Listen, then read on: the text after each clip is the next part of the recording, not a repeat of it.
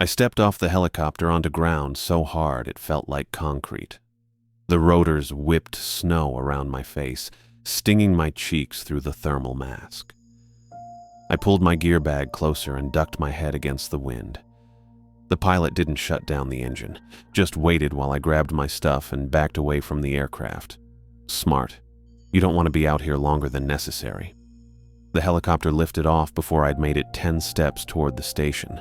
I watched it disappear into the gray sky, a black dot swallowed by clouds. The sound faded until all I could hear was wind cutting across the frozen landscape. I was alone now, 2 weeks minimum before Jonathan Perry would arrive to replace me. Maybe longer if the weather turned bad. It usually did. The research station sat about 50 meters away, a squat metal building painted bright orange. Supposed to make it visible during storms. Right now, it looked like a traffic cone somebody had dropped in the middle of nowhere. I trudged through the snow, my boots crunching with each step. The cold bit through my thermal gear, minus 30 degrees Celsius, according to the briefing. Felt colder. The station's door was heavy steel with 3 separate locks. I fumbled with the keys Melody had given me back in Moscow. My gloves made everything clumsy, but I wasn't taking them off. Not out here. The first lock clicked open, then the second. The third one stuck for a moment before turning. I pushed the door open and stepped inside. The warmth hit me immediately. Generator was running fine. Good. I'd heard stories about researchers finding stations with dead generators. That was usually the end of the story. I dropped my gear bag and looked around. One main room with a kitchen area, a desk with radio equipment, and a cot in the corner. Everything painted institutional white. A door led to what I assumed was a bathroom. Another door had a sign that said, "Storage, keep locked." On the desk, I found a manila folder with my name written on it. Harrison Liu, observation assignment. Inside were 3 sheets of paper. The first was my assignment briefing, standard stuff I'd already read. Monitor the object. Record observations. Report daily at 1400 hours. Duration, 2 weeks minimum. The second sheet was a hand-drawn map of the area. The station was marked with an X. 200 meters northeast, another X marked object location. A red line showed the safe approach route. Areas marked "Do Not Enter" were shaded in pencil. The third sheet made me stop reading and start over. Observation. Protocols. Mandatory compliance.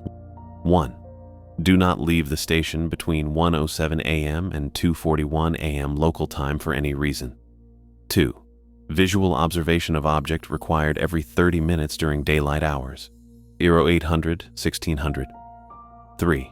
If object appears to be missing from designated location, report immediately via emergency frequency. 4. Do not approach object closer than 50 meters under any circumstances. 5.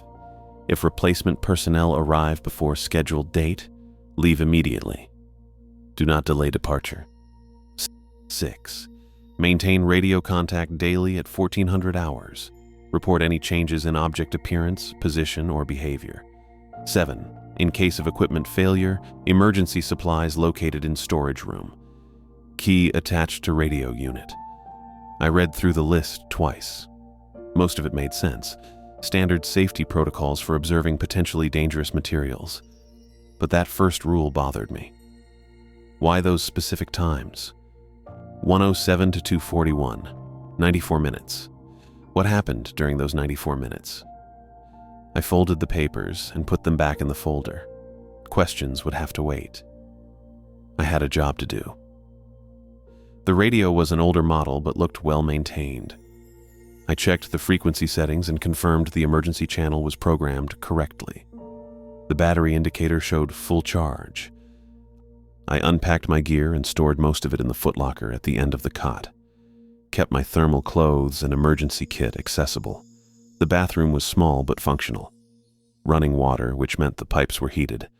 Another good sign. Time to see what I was here to observe. The observation window was on the northeast wall. reinforced glass maybe 3 inches thick. I could see why they'd installed it. The view outside was mostly white, snow covering everything for kilometers in every direction. Hills rolled away toward the horizon under a gray sky. And there it was, 200 meters away, sitting on the snow like somebody dropped a giant marble, perfectly round, completely black, 3 meters in diameter, according to the briefing. It didn't look like much, just a dark sphere against all that white, but something about it made me keep staring. Maybe it was how black it was, not dark gray or deep blue, black, like it absorbed every bit of light that hit it. The snow around it was pristine white, bright even under the cloudy sky, but the object reflected nothing, no shine, no glare, no hint of the landscape around it, just perfect, absolute black. I checked my watch, 11:30 in the morning. Time for my first official observation. I pulled out the logbook and found yesterday's entry, written in different handwriting. Day 89, no change in object appearance or position, weather clear, radio contact maintained. Day 89. This thing had been sitting out there for almost 3 months. The briefing said it had fallen from space sometime in late October. Satellite tracking picked it up entering the atmosphere, but it didn't burn up like most meteors. Just came down and stopped. I wrote my entry. Day 90. Object visible and unchanged. Spherical, approximately 3 meters diameter, black surface. No movement or visible activity. Weather overcast, light wind. Observer H. Lee. Straightforward, factual, that's what they wanted. I spent the rest of the day getting familiar with the station. Checked the generator fuel levels, enough for a month. Inventoried the food supplies, basic stuff but adequate. Tested the radio equipment, everything working fine. Every 30 minutes, I went back to the window and looked at the object. Every time, it was exactly the same. Same position, same perfect blackness, same complete stillness. At 1400 hours, I made my first radio contact. Base, this is Station 7, daily report. Melody's voice came through clearly. Station 7, base receiving. Report status. Object visible and unchanged. No unusual activity. Station systems operational. Acknowledged. Continue observations. Base out. That was it. Professional and brief. Melody didn't waste words. The afternoon passed slowly. I read through the protocol sheet again, trying to understand the reasoning behind each rule. Most made sense from a safety perspective. Don't get too close to an unknown object. Report if it moves. Maintain regular contact. But that first rule kept nagging at me. 1:07 to 2:41 a.m. Why those exact times? And why couldn't I leave the station? What was supposed to happen during those 94 minutes? I made dinner from the rations, some kind of beef stew that wasn't terrible. Watched the object through the window while I ate. Still there, still black, still perfectly motionless. The sun set early, which I'd expected this far north in November. By 1600 hours, it was dark enough that I couldn't see the object anymore. Just blackness outside the window. I spent the evening organizing my notes and checking equipment. Read a paperback novel I'd brought, something about a detective in Moscow. Tried not to think about how isolated this place was. At 2300 hours, I checked the locks on the door and made sure the radio was set to the emergency frequency. According to the protocols, I wouldn't be making any more observations until 0800 tomorrow. But I found myself looking out the window anyway. Couldn't see anything in the darkness, but I knew it was out there. I set my alarm for 0800 and tried to sleep. The generator hummed quietly. Wind rattled the walls occasionally. Normal sounds for a place like this. I woke up once during the night and checked my watch. 1:15 a.m., right in the middle of that restricted time period. I lay there listening, but heard nothing unusual, just wind and the generator. Still, I didn't get up to look out the window. The protocols were clear. Stay inside between 1:07 and 2:41. The next morning, I was at the window by 8 sharp. The object was still there, exactly where it had been yesterday. Same size, same color, same position. I wrote it in the logbook and continued my routine. Day 91 passed like day 90. Object unchanged, weather cold and overcast. Radio contact at 1400 hours. Brief acknowledgement from Melody. Day 92 was the same, and day 93. By the fourth day, I'd settled into a rhythm. Check the object every 30 minutes during daylight. Record observations, make radio contact, read, eat, maintain equipment, sleep. But I kept thinking about those nighttime hours. 1:07 to 2:41. Every night, I'd lie in my cot and listen to the wind, wondering what I wasn't supposed to see. On the morning of day 93, I stood at the observation window with my coffee and stared at the black sphere. Same as always. Perfectly round, perfectly black, perfectly still. But for the first time since I'd arrived, I found myself wondering if that was really true. I'd been watching the thing for 5 days now. Same routine, same 30-minute checks, same radio calls to Melody at 1400 hours. The object hadn't moved, hadn't changed, just sat there in the snow like a 3-meter ball of nothing. But at my 14:15 observation on day 94, something was different. I stood at the window with my coffee, looking through the reinforced glass at the black sphere. 200 meters away, same position, same perfect roundness, except it wasn't sitting on the snow anymore. The thing was floating, not much, maybe 2 centimeters off the ground, a gap of white snow visible underneath the bottom curve of the sphere. I blinked hard and looked again. Still there, still floating. I grabbed the binoculars from the desk and focused on the object. The gap was clear through the lenses, definitely floating. The snow underneath looked undisturbed, like the sphere had just lifted straight up without touching anything. My hands shook a little as I lowered the binoculars. This was the first change I'd documented since arriving, the first real change in 94 days of observation. I needed to radio this in. I sat at the desk and switched the radio to the main frequency, checked my watch, 14:21, close enough to the scheduled contact time. Base, this is Station 7. Priority update. Over. Static for 10 seconds. Then Melody's voice came through clear. Station 7, this is Base. Go ahead with your update. Over.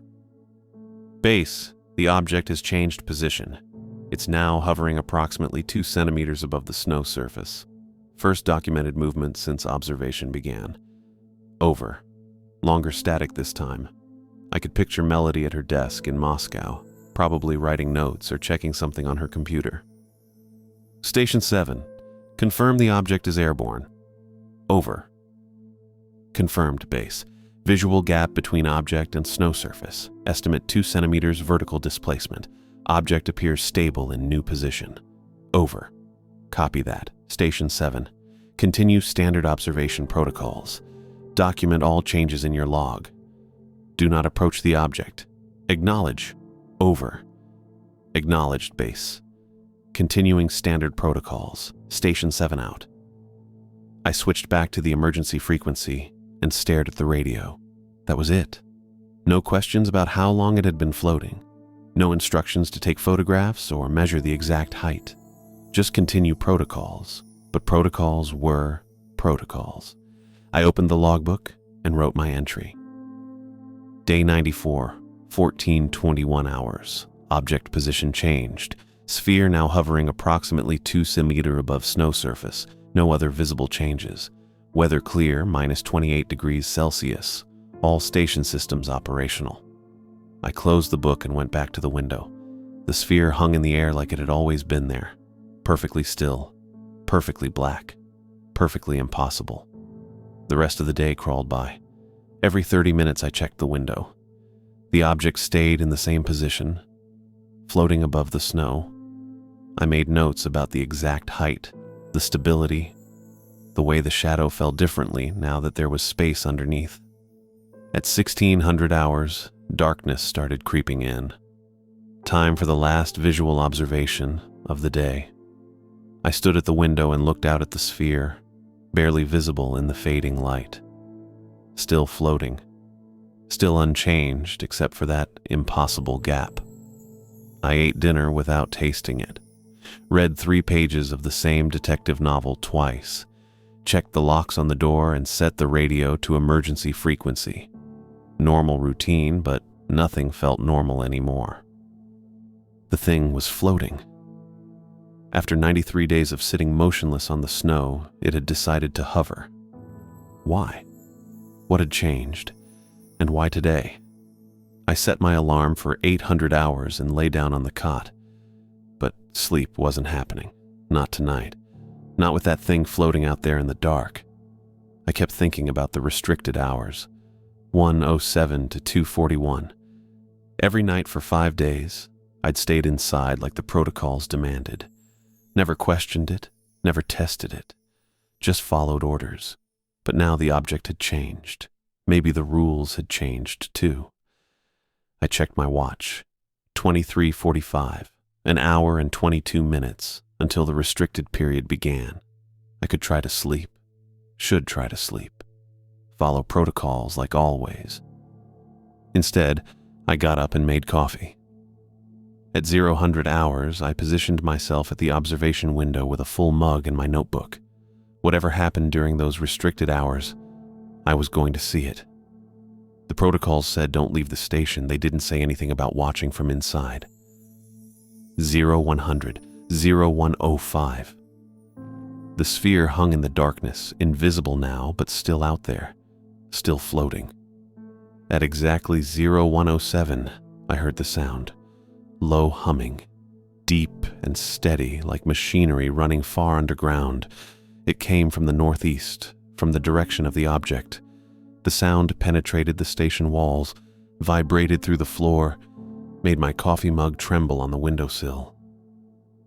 Then I saw the light.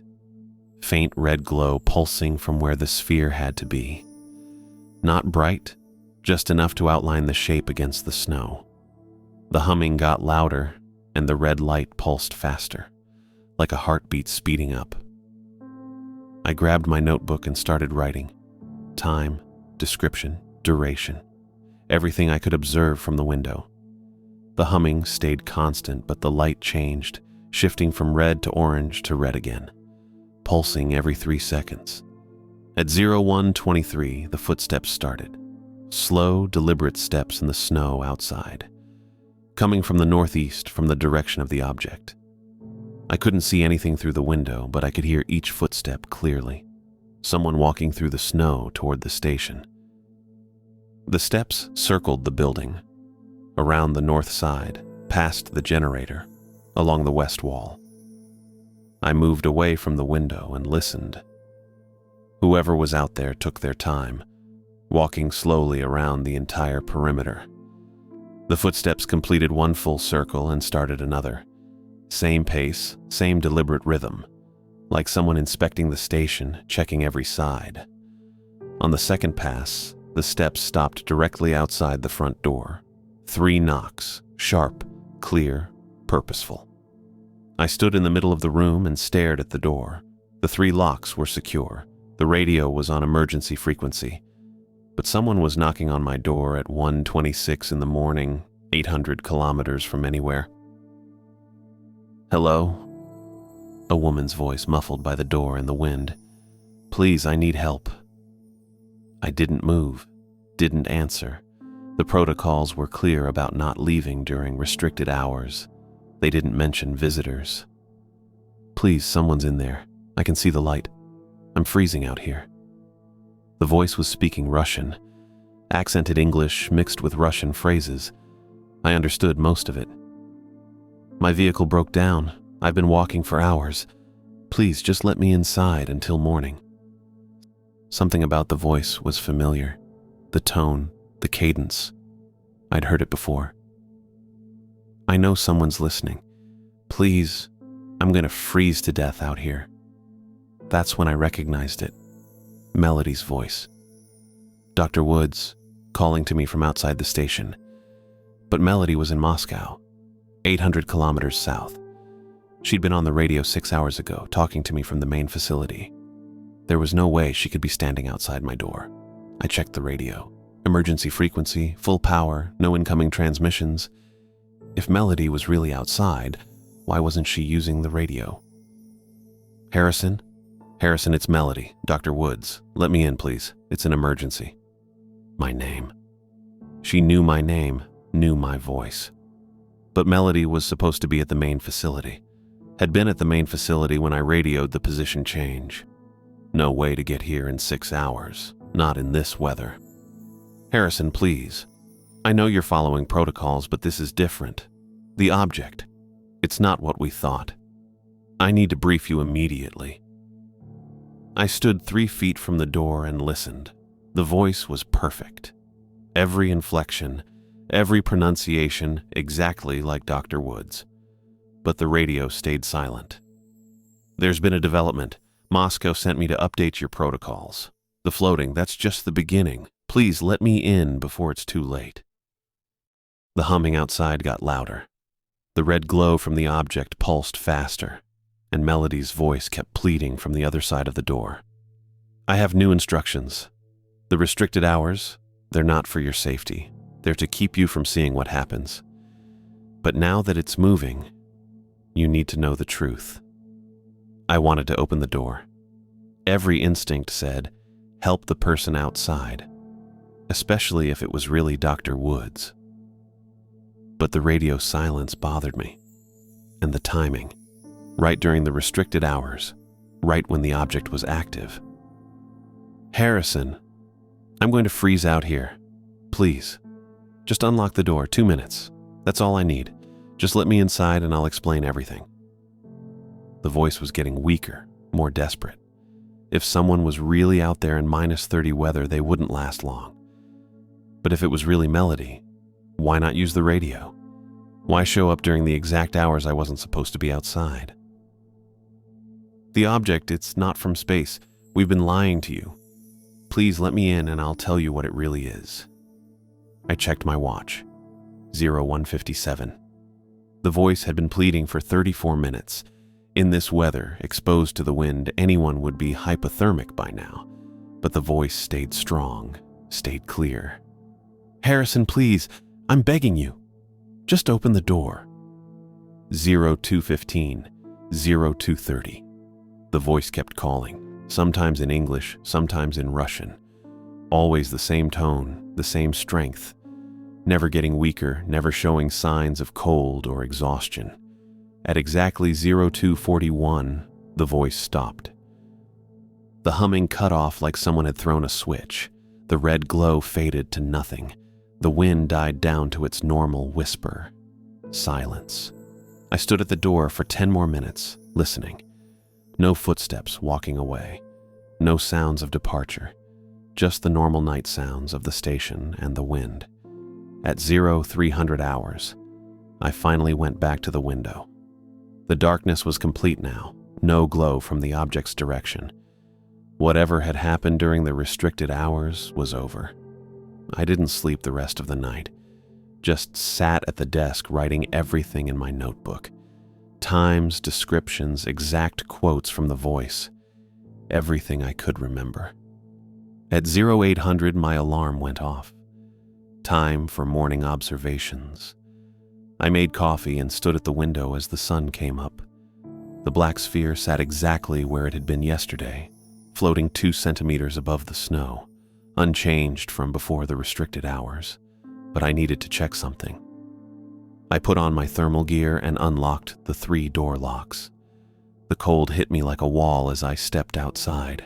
-32 degrees, clear sky, no wind.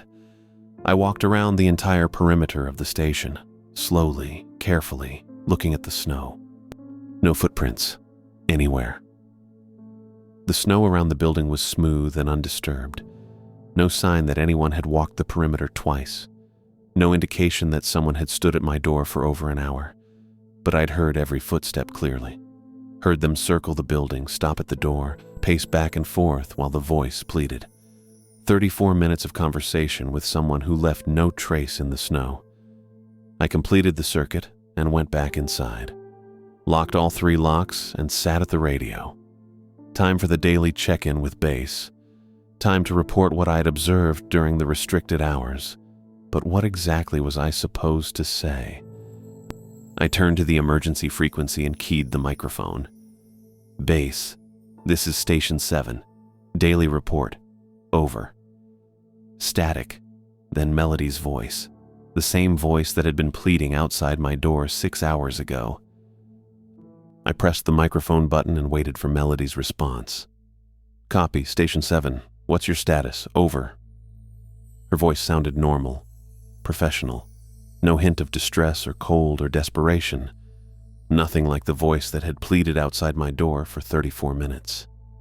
Object remains elevated 2 centimeters above surface. No additional changes observed. Station systems operational. Over. Understood. Continue standard protocols.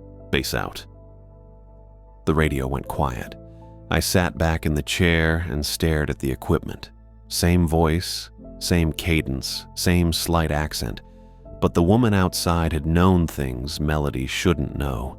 Details about the restricted hours, about what I wasn't supposed to see. I made breakfast and resumed the 15-minute observation schedule. The sphere hung in its position, casting the same altered shadow pattern on the snow, unchanged since yesterday morning. Day 95 passed without incident. Day 96 brought steady snowfall that didn't accumulate on the object's surface. Day 97 was clear and cold. On day 98, everything changed again. I approached the observation window at 800 hours with my coffee and logbook. The sphere was still there, 200 meters northeast, but it wasn't the same size. The object had grown. I set down the coffee and grabbed the binoculars. Through the lenses, the sphere looked massive. Not just larger, substantially bigger. Where it had been 3 meters in diameter for 97 days, it now appeared to be 4 meters across. Maybe more. The proportions had increased uniformly. The height matched the new diameter. The perfect black surface remained unchanged, but the thing was definitely bigger. I checked my watch. 8:03. I'd observed this object every 30 minutes for over a week. There was no way I'd missed a gradual size increase. The change had happened sometime between my final observation yesterday at 1600 hours and now.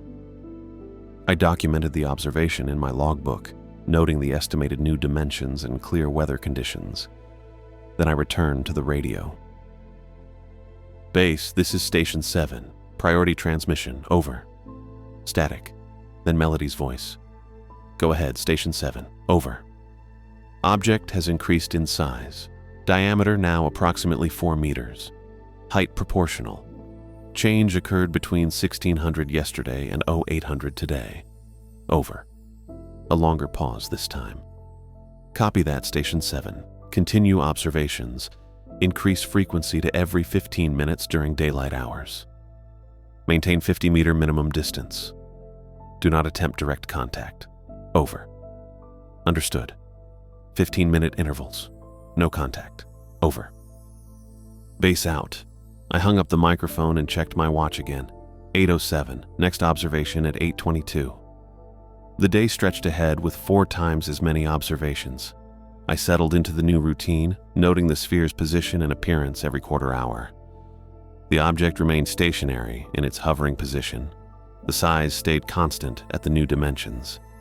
At 1400 hours, I made my regular daily report. Melody acknowledged the information and confirmed the increased observation schedule. No additional instructions. The afternoon observations showed no further changes. At 1600 hours, darkness began to fall.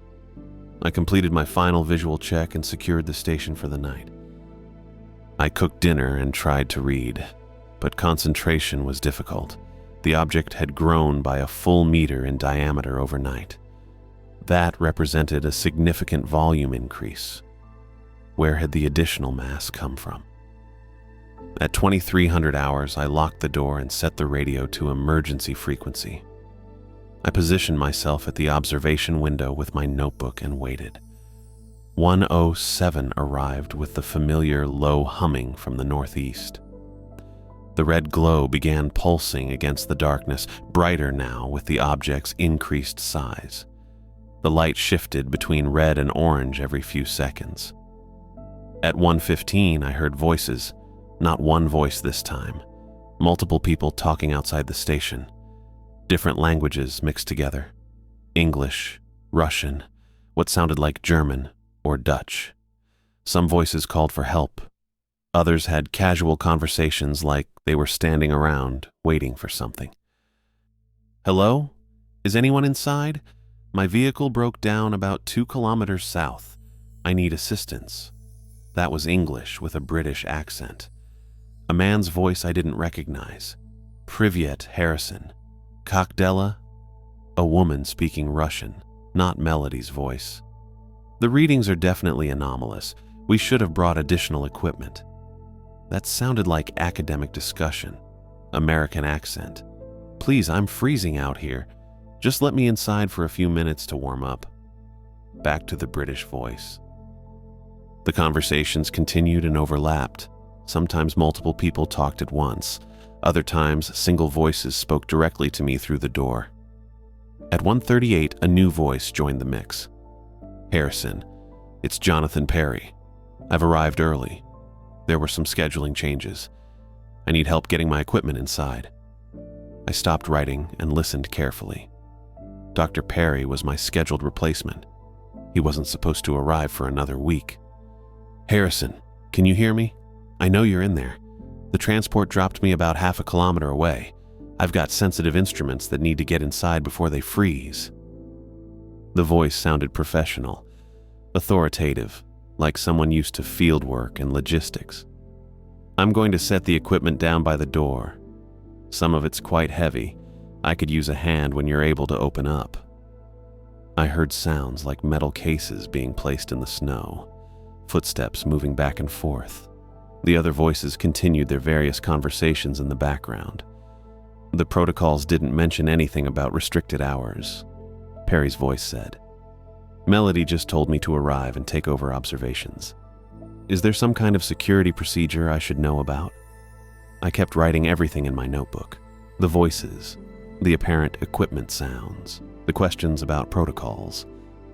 At 2:25, Perry spoke again. "Look, I don't know what's going on here, but I'm getting concerned about the equipment. These temperatures can damage the electronics. I need to get everything inside soon." The other voices had been gradually fading. By 2:35, only Perry's voice remained. "Harrison? Last chance before I have to try something else. This equipment represents a significant investment. I can't let it get destroyed by the cold." At exactly 2:41, all sounds stopped. The humming cut off. The red glow disappeared. Normal wind resumed. I sat in the darkness and reviewed my notes. 7 different voices over 94 minutes. Multiple languages, equipment sounds, and Dr. Perry claiming early arrival. At 800 hours, I woke to my alarm and immediately went to the observation window. The sphere maintained its 4-meter diameter, hovering 2 centimeters above the snow, unchanged from yesterday's final observation. I put on my thermal gear and went outside to check the perimeter. The snow around the station was undisturbed. No footprints, no equipment, no sign that anyone had been near the building. I completed the circuit and went back inside. At the radio, I prepared for the daily check-in with base. Day 99 continued with 15-minute observations. The object remained stable at its new size. No further changes occurred. On day 100, I received an unexpected transmission. I was conducting my 10:30 observation when the radio crackled to life on the main frequency. "Station 7, this is Dr. Perry. Do you copy?" Over. I moved to the radio and picked up the microphone. "Dr. Perry, this is Station 7. I copy. Over." "Harrison, good to hear your voice. I'm calling with updated transport information. There have been some scheduling changes on this end. I'll be arriving 2 days early. Over."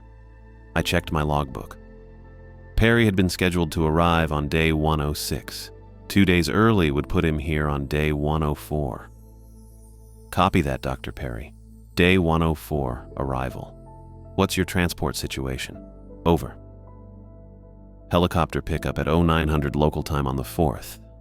Flight time approximately 3 hours depending on weather. Estimated arrival between 1200 and 1300 hours. I'll have additional monitoring equipment with me. Over. Understood. Station will be prepared for your arrival. Over. Excellent. I'm looking forward to taking over observations. Melody's briefed me on the object's recent changes. Quite fascinating. Over. Yes, sir. Object currently stable at 4-meter diameter. Maintaining 15-minute observation schedule as instructed. Over. Perfect. I'll see you day after tomorrow. Perry out. The radio went quiet. I sat back and considered the transmission. Perry sounded professional and well-informed. The scheduling change made sense. These remote assignments often shifted due to weather or transport availability. But I remembered the 4th rule from my original protocols. If replacement personnel arrive early, depart immediately with the transport. Don't wait for scheduled pickup. I'd been here 10 days. Perry would arrive in 2 more days. That would end my assignment ahead of schedule. I continued the 15-minute observations throughout the day. At 1400 hours, I made my regular report to Melody mentioning Perry's transmission about early arrival. Copy that, Station 7. Dr. Perry cleared the schedule change with us yesterday. Prepare for standard handover procedures. Over. Understood. We'll be ready for transfer on day 104. Over. Base out. The rest of day 100 passed normally. Day 101 brought light snow that didn't affect observations. The object maintained its position and size. On the night of day 101, something different happened during the restricted hours. I positioned myself at the observation window at midnight with my notebook. At 1:07, the familiar humming began. The red glow pulsed from the object's location. But this time, the object moved. Through the darkness, I could see the red glow shifting position. The sphere was rolling slowly across the snow, heading directly toward the station. I grabbed the binoculars and focused on the moving light. The object rolled smoothly over the snow surface, maintaining its hover distance of 2 centimeters. It left no tracks or disturbance in the snow behind it. The sphere moved at walking pace, covering the 200-meter distance gradually. As it approached, the red glow grew brighter. The humming increased in volume. At 1:23, the object stopped approximately 10 meters from the station's northeast corner, close enough that I could see its surface clearly through the observation window. The sphere's black surface rippled like liquid while remaining solid. Waves of motion passed across the material without changing its shape or position. The red glow pulsed from within, creating patterns that shifted across the rippling surface. At 1:28, I heard Perry's voice outside. "Harrison, it's Jonathan Perry. I managed to get here early. The transport had an opening in their schedule. I'm outside with my equipment." The voice came from the direction of the front door, not from where the object had stopped. "I can see lights inside the station. I know you're there. Can you help me get this equipment inside? Some of it's quite sensitive to temperature." I kept watching the object through the northeast window. The surface continued its liquid rippling motion. The red glow pulsed steadily. "Harrison, I understand there might be some kind of security protocol, but I'm your authorized replacement. Melody should have told you I was coming early." Footsteps moved around the station's perimeter. The sound came from multiple directions, as if Perry was circling the building while talking. "The object's quite close to the station now, isn't it? I can see the glow from here. Fascinating how it moves during these hours. Melody mentioned you might have observed some interesting behavior." I wrote everything in my notebook: the object's movement, Perry's voice, the contradiction between the authorization and the restricted hours. "Look, I know the protocols say not to go outside during certain hours, but I'm not asking you to come out. Just open the door so I can bring the equipment inside. It'll only take a few minutes." The object's surface rippled faster. The red glow intensified. I went to the observation window at 1400 hours for my afternoon check. The coffee was still warm in my hands when I looked northeast toward where the object should be. Nothing. I blinked hard and looked again. The snow stretched unbroken for 200 meters to the tree line. No black sphere. No 4-meter diameter object that had been sitting in the same spot for over 100 days. I grabbed the binoculars from the desk and focused on the exact location. Just pristine white snow. No depression where the object had hovered. No shadow. No disturbance of any kind. My hand shook as I lowered the binoculars. I'd checked the object at 11:30 this morning. It had been there, maintaining its position 2 centimeters above the snow surface. Same as every observation for the past 4 days since it grew to 4 meters. I checked my notebook. Day 102, 11:30 hours. Object visible. 4-meter diameter. Elevated position maintained. The entry was right there in my handwriting. I pressed the radio transmit button.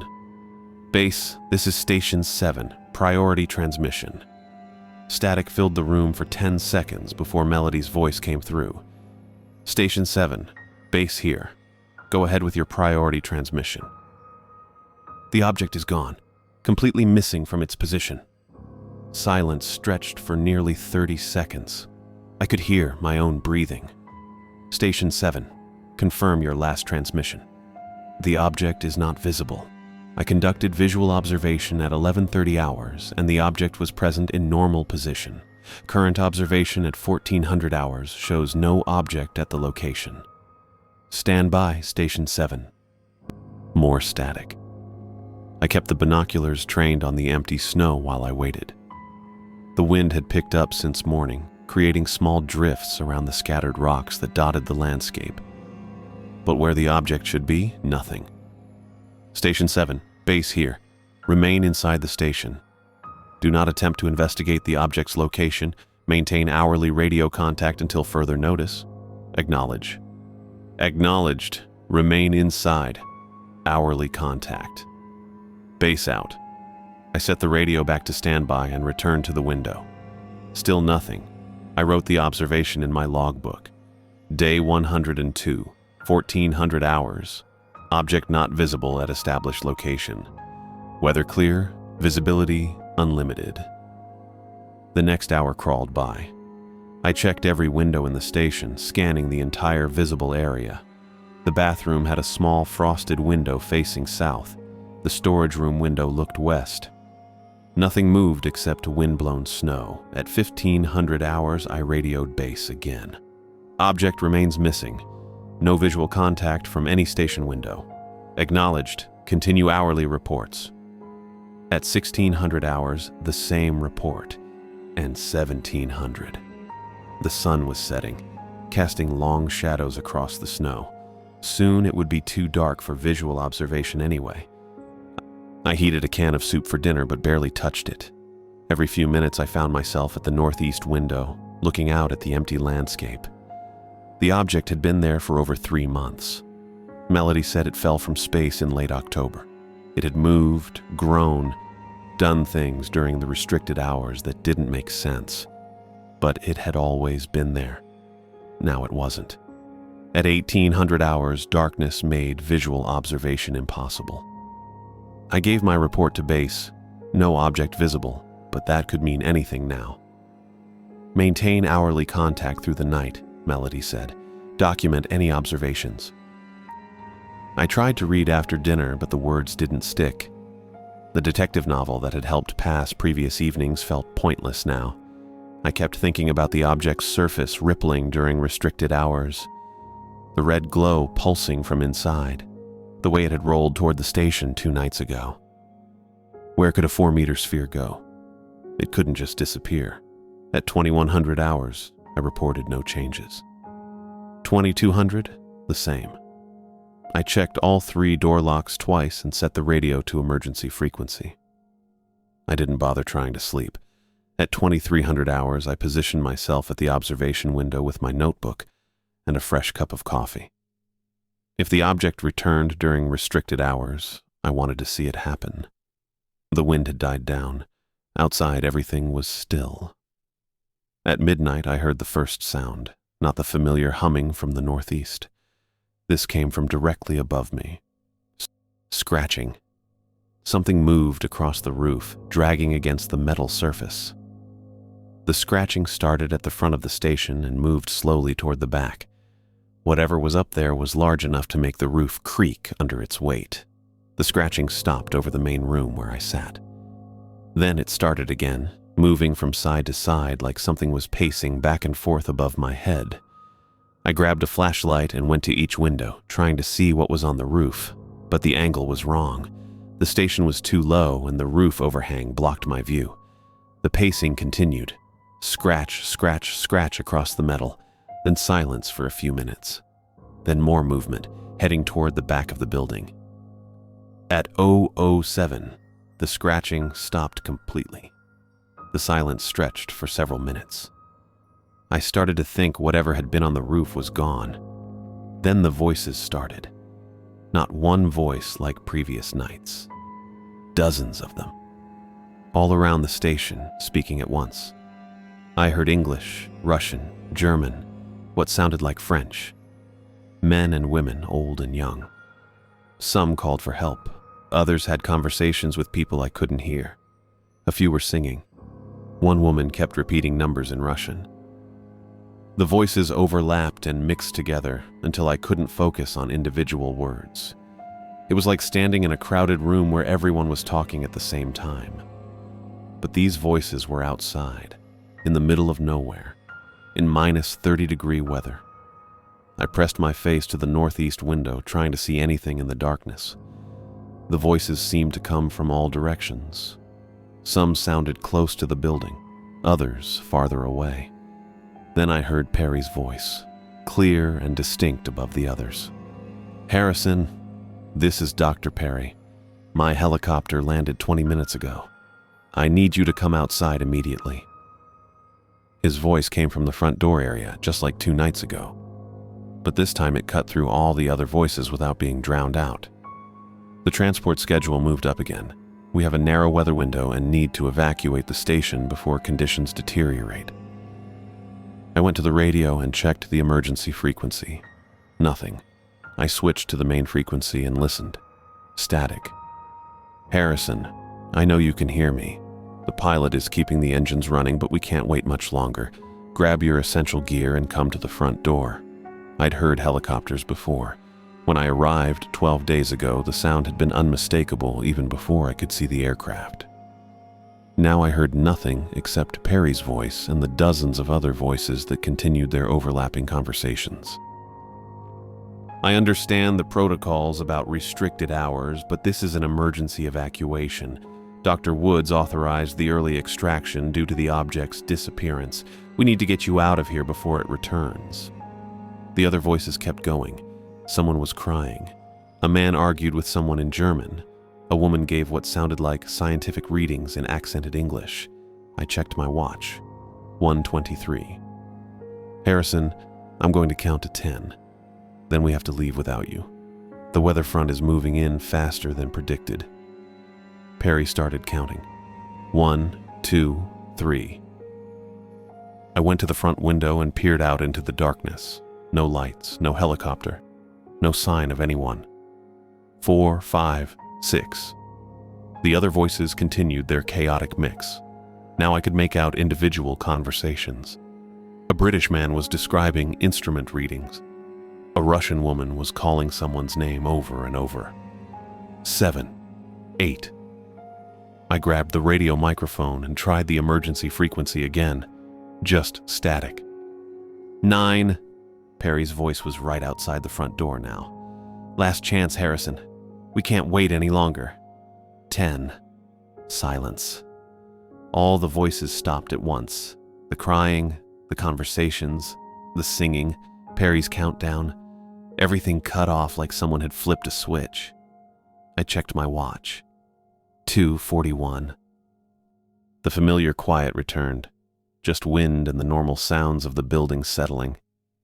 I stayed at the window for another hour, but heard nothing else. At 0800, my alarm went off. I'd been awake all night, but I felt alert.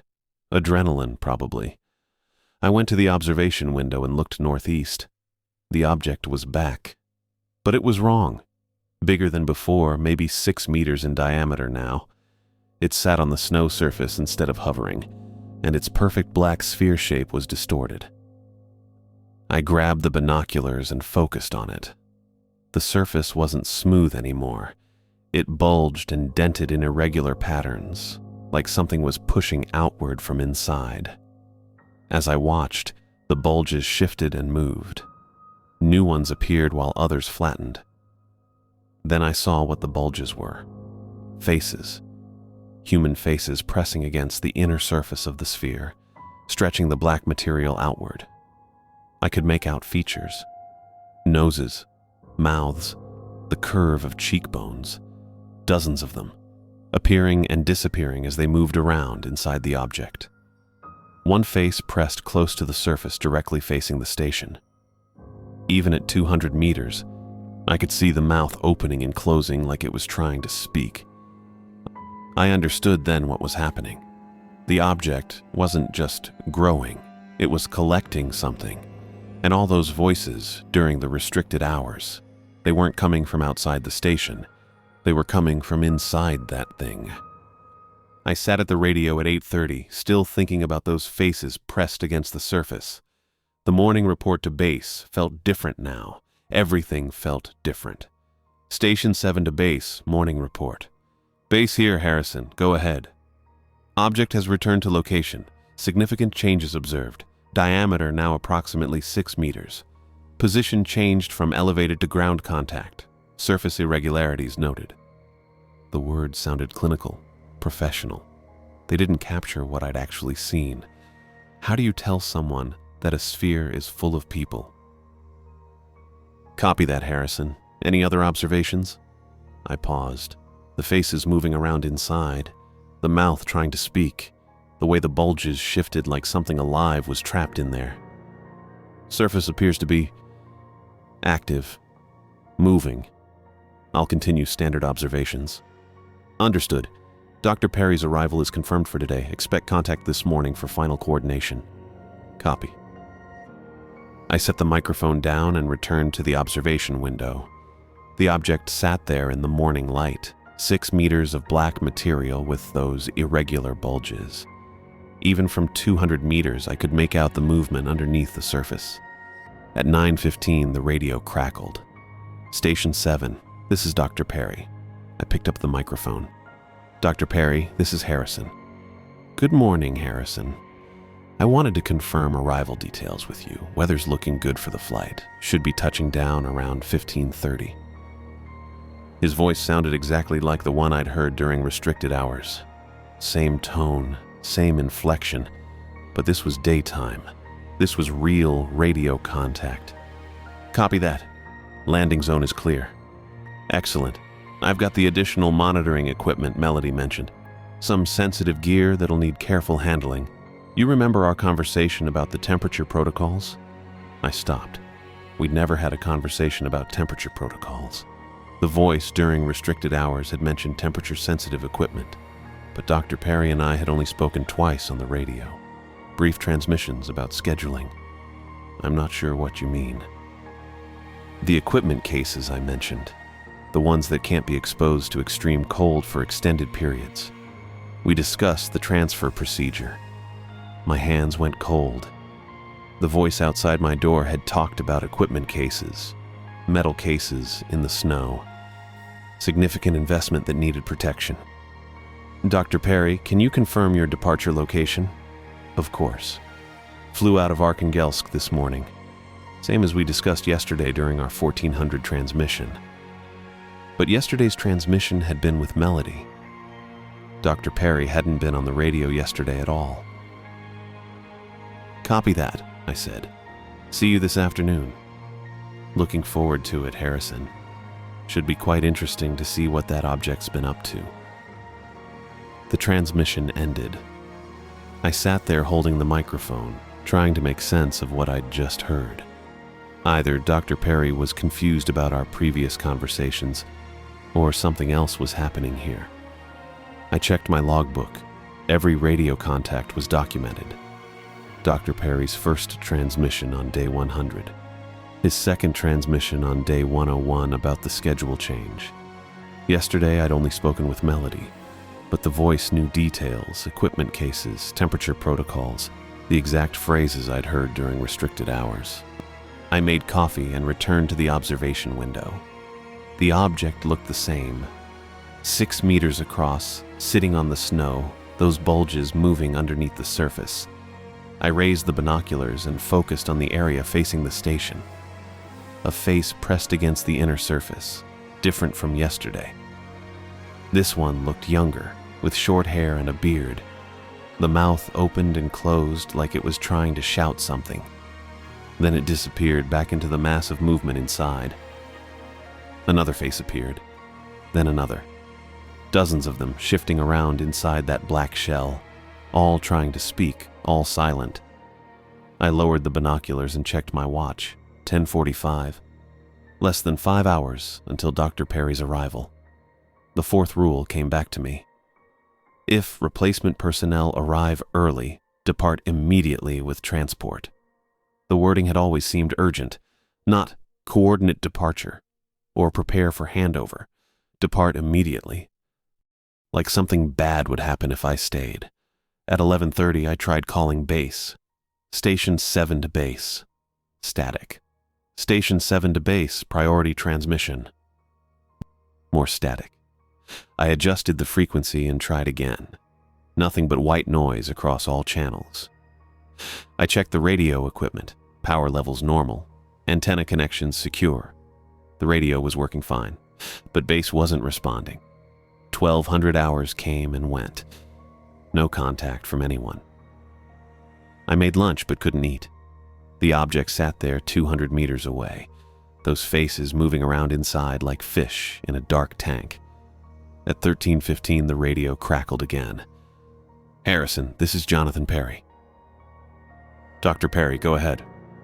Running a bit ahead of schedule. Should be there within the hour. How's the weather looking on your end?" "Clear skies, no wind, good conditions."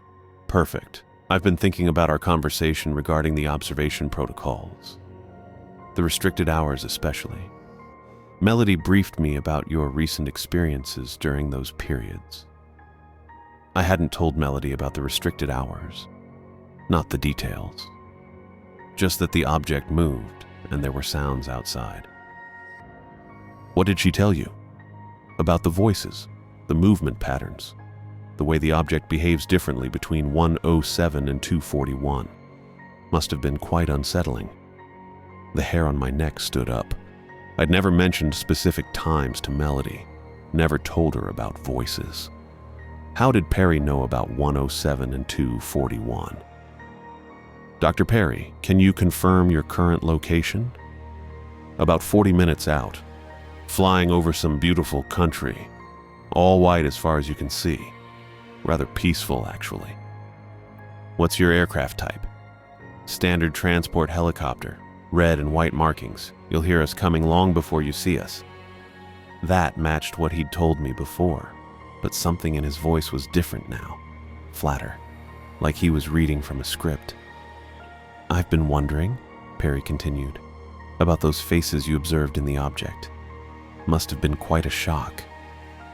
I hadn't told anyone about the faces, not Melody, not in any radio transmission.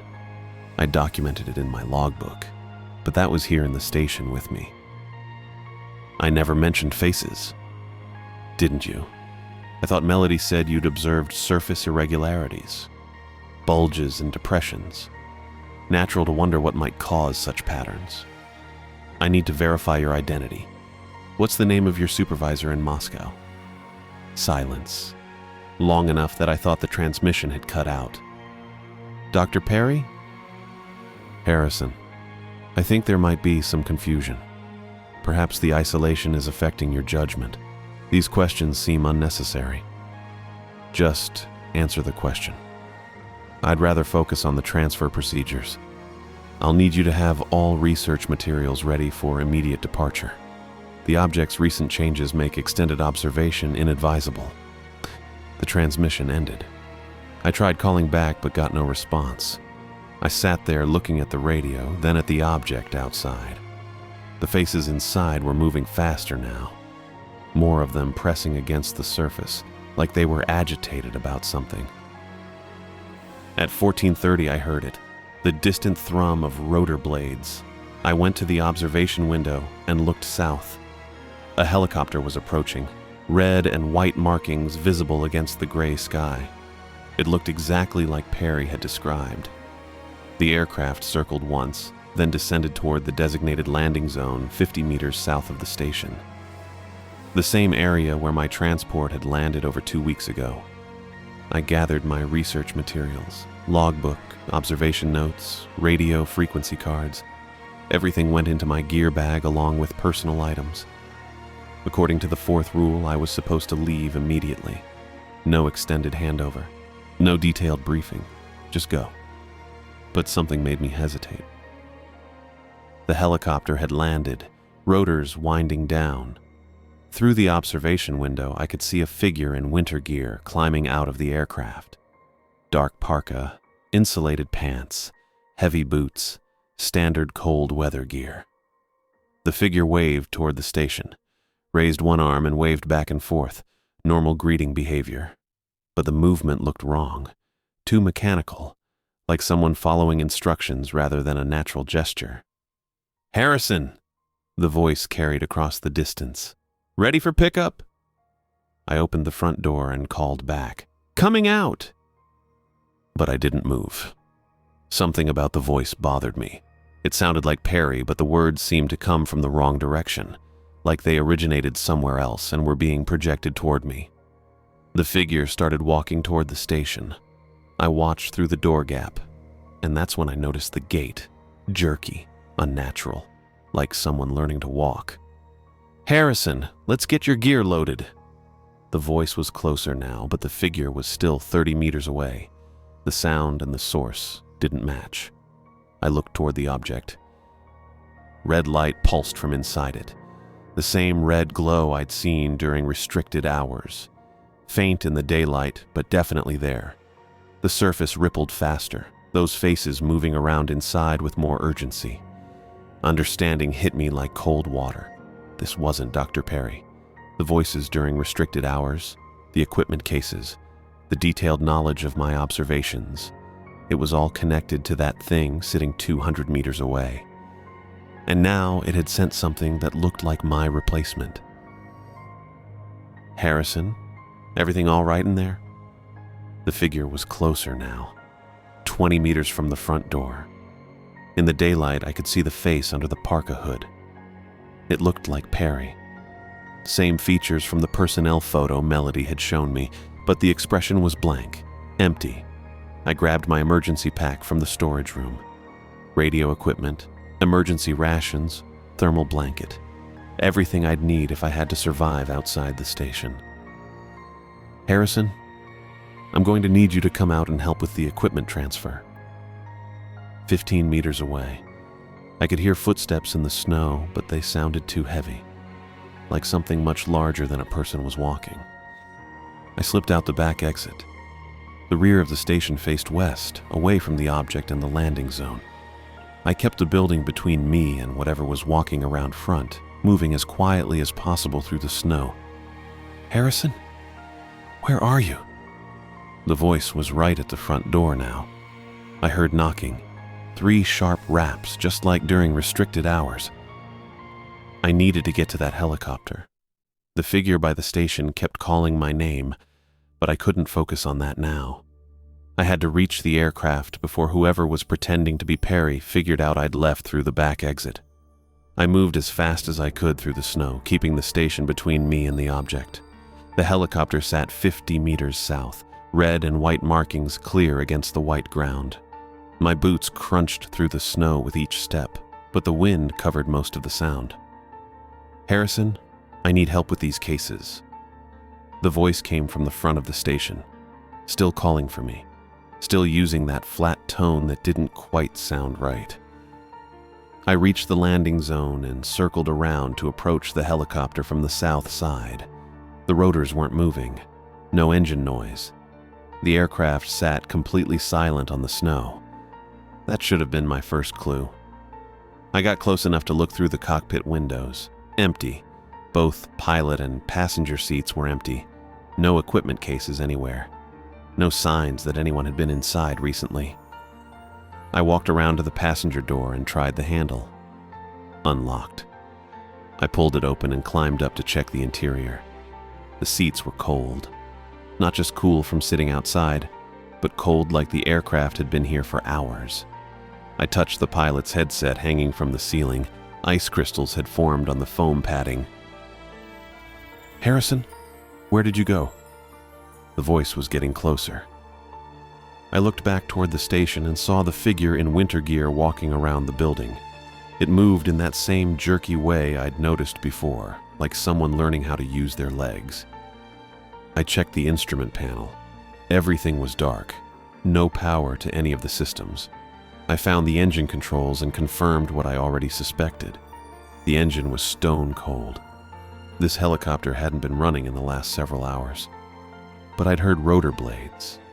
I'd watched it land. I climbed back out and walked to the front of the aircraft. Snow was accumulating on the rotor blades. Not just a light dusting, but actual accumulation that would take time to build up. The kind you'd see after an aircraft had been sitting in snowfall for at least an hour. "Harrison, I can see your tracks in the snow." I looked back toward the station. The figure was following my footprints around the building. It had reached the back exit and was starting to follow my trail toward the helicopter. That's when I noticed something that made my skin crawl. The figure cast no shadow. The afternoon sun was bright and clear, throwing sharp shadows from every object on the landscape. The station cast a long shadow. The helicopter cast a shadow. Even my own body cast a clear shadow on the snow.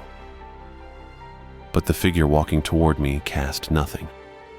It moved across the white ground like it wasn't really there. I backed away from the helicopter and pulled out my emergency radio. The small handheld unit I'd grabbed from the storage room. I'd been saving it in case the main radio failed, but this seemed like the right time to use it. I switched to the emergency frequency and pressed the transmit button. "Base, this is Harrison at Station 7. Emergency situation, request immediate assistance." Static for 10 seconds. Then Melody's voice came through clear and strong. "Harrison, what's your status? We've been trying to reach you on the main frequency. The main radio isn't working. I need to report a security breach at the station. Stand by." I kept backing away from the helicopter, watching the figure approach. It was maybe 30 meters away now, still calling my name in that flat voice. "Harrison, this is Dr. Woods. What kind of security breach?" Someone claiming to be Dr. Perry arrived by helicopter, but it's not him. The aircraft is empty and the engine is cold. The person approaching the station has detailed knowledge of my observations that I never reported to anyone. Silence for 15 seconds. "Harrison, Dr. Perry's departure was delayed due to weather conditions in Moscow. He won't arrive for another 3 days. Are you saying someone else is at your location?" "Affirmative. And the object has changed again. It's grown to 6 meters in diameter, and I can see faces inside it. Human faces pressing against the surface from within." Another long pause. "Harrison, I'm dispatching an extraction team immediately. Can you maintain safe distance from both the station and the unidentified individual? I'm about 100 meters south of the station near the landing zone.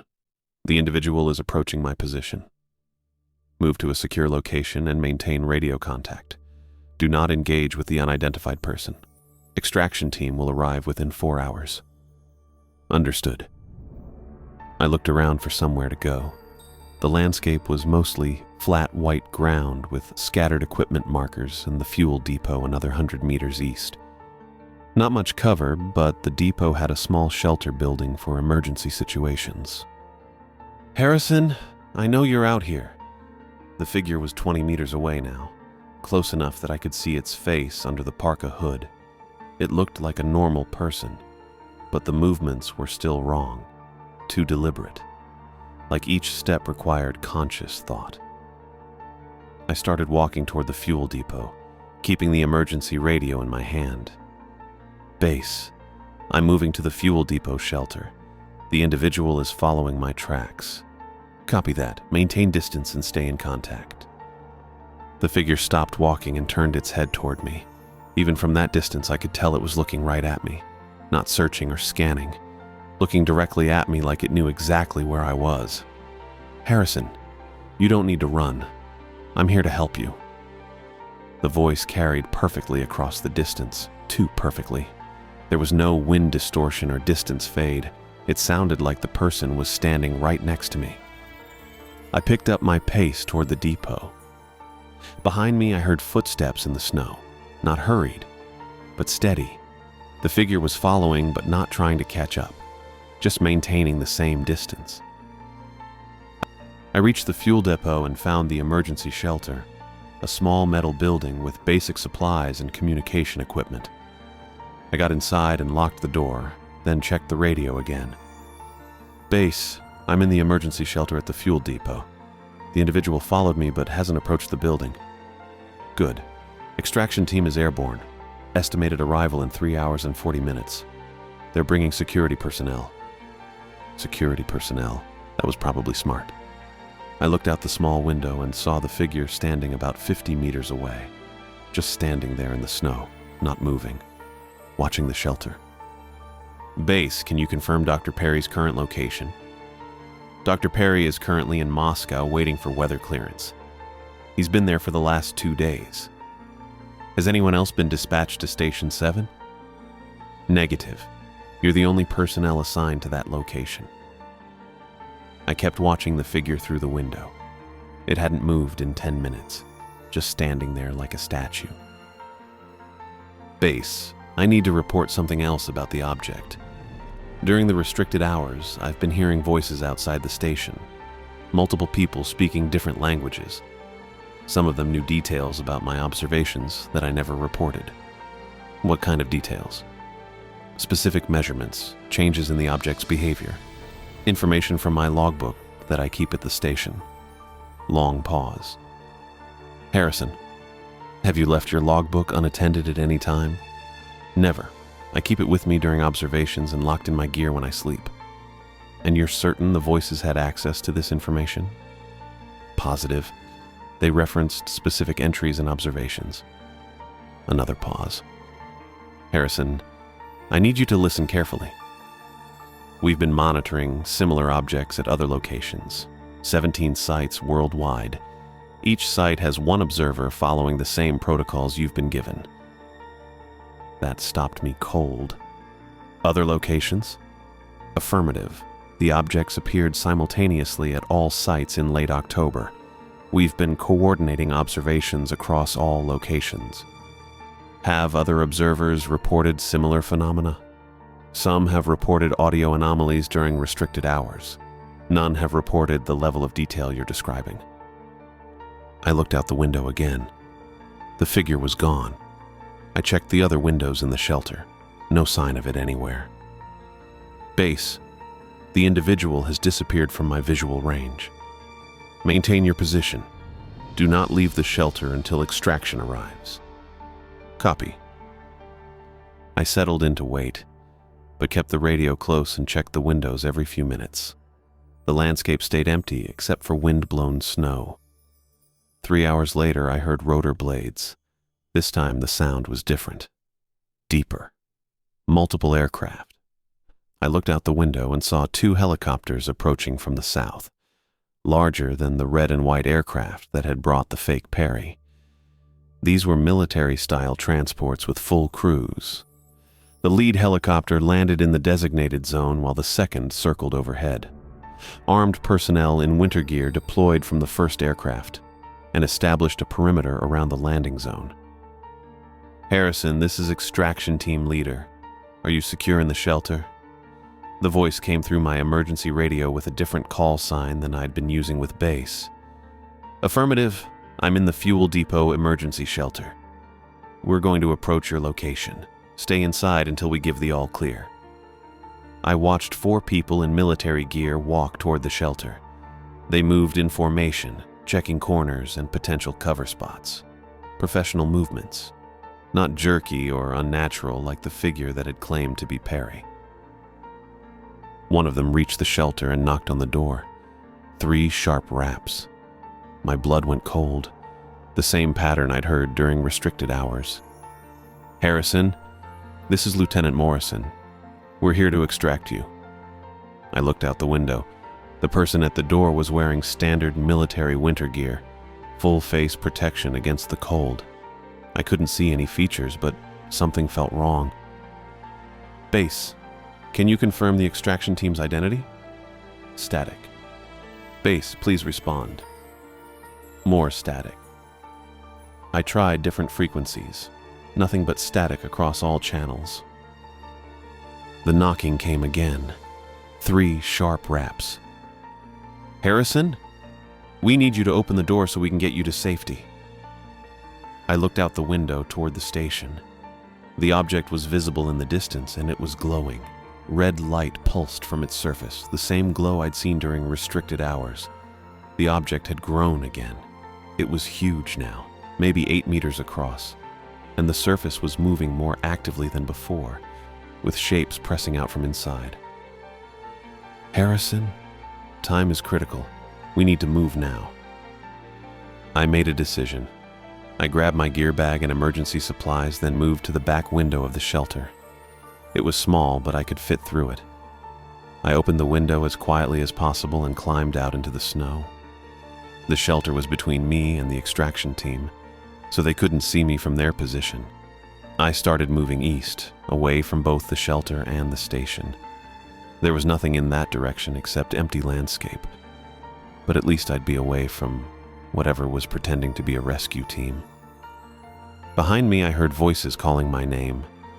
Multiple people now, all using different accents and languages. Just like during restricted hours. I kept walking east through the snow, carrying my emergency radio and hoping the real extraction team would show up soon. 20 minutes later, I heard different rotor blades. Another helicopter approaching from the northwest. This one was smaller, with civilian markings. It landed about 200 meters ahead of me, and a single person got out. No weapons, no military gear, just standard winter clothing and a radio. "Harrison Lee?" A woman's voice, clear and natural with no strange undertones. "I'm Dr. Sarah Chen from the Oversight Committee. Dr. Woods sent me to extract you personally." She held up her radio and spoke into it. "Base, this is Dr. Chen. I have visual contact with Harrison." Melody's voice came through clearly, not just from Chen's radio, but from my emergency radio as well. "Harrison, can you confirm Dr. Chen's identity?" I looked at the woman standing by the helicopter. She wasn't moving in any unnatural way. She cast a clear shadow on the snow. And most importantly, she wasn't trying to rush me or pressure me to approach. "What's Dr. Woods' first name?" I called out. "Melody. She briefed you in Moscow before your assignment. She also told me you've been very thorough with your observations and that you've followed protocols exactly." That sounded right. I started walking toward the helicopter, but kept my distance until I was sure. What's the 4th rule in my observation protocols? If replacement personnel arrive early, depart immediately with the transport. I got close enough to see her face clearly. She looked tired but alert. Human expressions, natural movements. The people at the shelter claimed to be an extraction team. "We didn't send an extraction team to the shelter. We sent me alone to this location." She gestured toward her helicopter. "The people you saw were not from our organization." I reached the aircraft and climbed in. Dr. Chen got into the pilot's seat and started the engine. Real engine noise. Warm air from the heaters, normal helicopter sounds. As we lifted off, I looked down at the station through the aircraft window. The object had grown even larger. Nearly 8 meters in diameter now, sitting on the snow like a black hill. Red light pulsed from its surface in regular intervals. Near the fuel depot, I could see figures in military gear walking around the shelter. 4 of them, moving in search patterns. But what caught my attention was the figure in civilian winter gear walking slowly from the shelter toward the object. The same jerky, unnatural movement I'd seen before. As I watched, the figure's movements became smoother, more fluid, like it was learning. By the time it reached the object, it was walking normally. Dr. Chen, how many other locations have objects like this one? 17 sites total, all following the same pattern. And they all have single observers? Had. You're the last one we've extracted. I looked at her. What happened to the others? We lost contact with most of them during the restricted hours. The few we managed to extract reported similar experiences to yours. Voices, impersonation attempts, and objects that change behavior over time. The station grew smaller below us as we flew south. What are they? We don't know yet, but we're going to find out. 3 weeks had passed since the helicopter lifted me away from Station 7. I sat in a conference room at the main research facility outside Moscow, watching Dr. Woods review my final report. The pages were thick with details. Every observation, every restricted hour incident, every voice I'd heard calling from outside the station. "You're the first," she said, looking up from the documents. "The first observer to complete an assignment and provide a full account." I'd suspected as much. During the debriefing sessions, nobody had mentioned other survivors. Just references to lost contact and extraction difficulties at the other 16 sites. What happened to them? Dr. Woods set the report aside. "We don't know for certain, but based on your account, I believe they opened their doors." The fourth rule. Leave immediately if replacement personnel arrive early. I'd almost ignored it myself when the figure claiming to be Dr. Perry had knocked on the station door with that same 3-rap pattern I'd heard during restricted hours. The rules saved my life. "Someone wrote those protocols knowing exactly what we'd be dealing with," she said. "The timing restrictions, the observation requirements, the departure procedures. Whoever created them understood these objects." Dr. Chen entered the room carrying a tablet. She'd been the one to extract me, the real rescue pilot who'd known the correct verification answers about Dr. Woods and the observation protocols. "The satellite images came in," she said, setting the tablet on the table. The screen showed an aerial view of the Siberian location where I'd spent those days watching the black sphere. The station sat in its usual position, orange metal building stark against white snow. But where the object had been, where it had grown from 3 meters to 8 meters in diameter, there was nothing. "It's gone," I said, "completely. Look at this." Dr. Chen swiped to a closer view. Where the object had sat, the snow had melted away, revealing a perfect circle of dead earth underneath. The ground was black, not the rich black of soil, but the absolute black of the sphere itself. Nothing would grow there again. When did this happen? Sometime in the last week. The previous satellite pass showed the object still present at 8 meters. I studied the image. The circle was precise, like someone had used a compass to draw it. The edges were sharp where dead earth met normal ground. Even the snow wouldn't settle on that blackened area. It finished whatever it was doing. Dr. Woods nodded. "Your report suggests these entities were collecting something. The faces you observed inside the sphere, the voices during restricted hours, they were the other observers."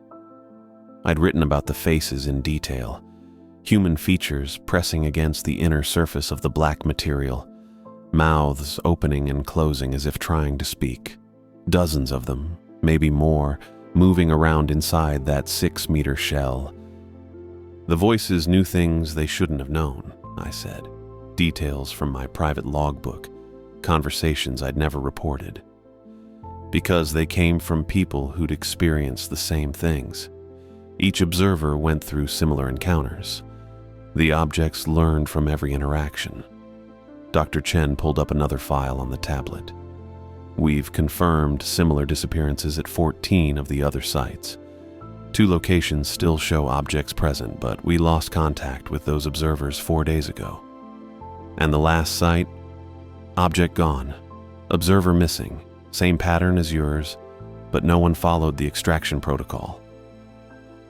I thought about that figure walking toward the object after my helicopter had lifted off. The movement had started jerky and unnatural, like someone learning to use an unfamiliar body. But by the time it reached the sphere, the gate had become smooth and human. They were getting better at it. Each encounter taught them more about human behavior, Dr. Wood said. Speech patterns, mannerisms, knowledge that would make their impersonations more convincing. That's why Dr. Perry's voice sounded wrong during the radio contacts.